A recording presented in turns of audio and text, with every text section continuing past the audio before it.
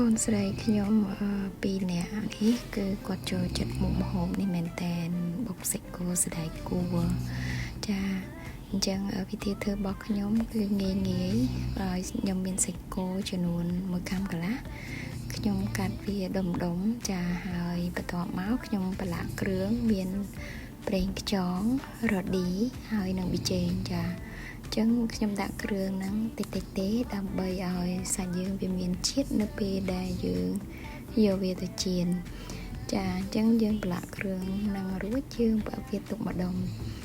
អញ្ចឹងបន្ទាប់មកគឺយើងមានសាច់ស្ដាយគួរនេះខ្ញុំទិញអស់1000ចាខ្ញុំ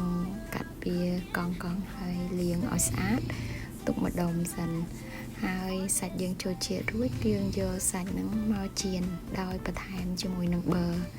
ចាគឺយើងដាក់ប៊ឺបន្តិចទៅដើម្បីឲ្យវាឈ្ងុយចាចៀនវាឲ្យឆ្អិនត្រឹម 80% អីបានហើយចាបើឆ្អិនពេកសាច់គោក៏វាស្វិតដែរអញ្ចឹងខ្ញុំហាន់សាច់គោចំណិតឲ្យហើយជាមួយនឹងសណ្តែកគួរកាត់កង់បែបហ្នឹងមានប្រហុកមានម្ទេសមានមើមខ្ទឹមចាហើយក្រូចឆ្មាខ្ញុំប្រើចំនួន1ផ្លែកន្លះរៀបគ្រឿងបែបហ្នឹងរួចរាល់ហើយយើងចាប់ផ្ដើមបុកតែម្ដងចាគឺដំបូងទីគឺយើងបុកមើមខ្ទឹមនិងម្ទេសហ្នឹងឲ្យម៉ត់សិនទៅបុកឲ្យម៉ត់រួចរាល់មកខ្ញុំច្បាច់ក្រូចឆ្មាចូលក្រូចឆ្មាដែលខ្ញុំបានហាន់ជាចំណិតរួចរាល់ហ្នឹងចាមុខម្ហូបនេះយើងត្រូវការរសជាតិបែបរាងជូរប្រៃហើយផ្អែមតិច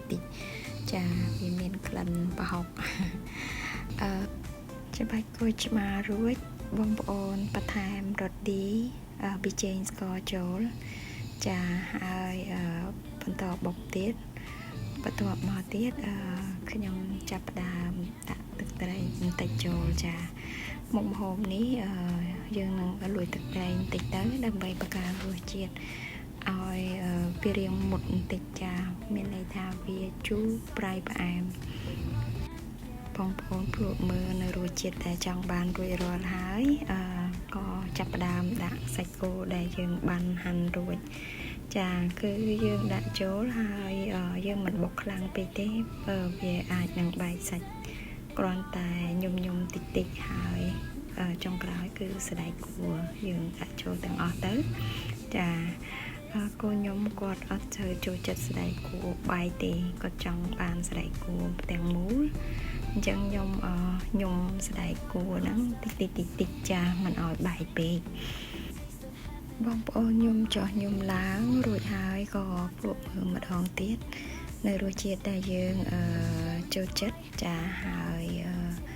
រួចរាល់បើបងប្អូនមានជីក៏អាចដាក់ទៀតប៉ុន្តែកូនខ្ញុំក៏អត់ចូលចិត្តខ្ញុំអត់ប្រើទេអរគុណច្រើនសម្រាប់ការទស្សនា